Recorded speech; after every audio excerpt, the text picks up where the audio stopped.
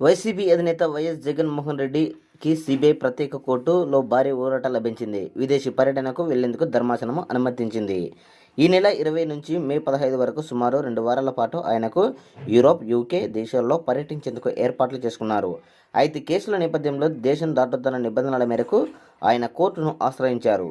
జగన్ తన కుటుంబ సభ్యులతో కలిసి వ్యక్తిగత పర్యటన నిమిత్తం విదేశాలకు వెళ్లేందుకు అనుమతి కోరుతూ ఆయన సిబిఐ కోర్టులో పిటిషన్ దాఖలు చేశారు. దీంతో ఈ పిటిషన్పై విచారణ జరిపిన కోర్టు కొన్ని నిబంధనలతో ఈ విదేశీ పర్యటనకు అంగీకరించింది.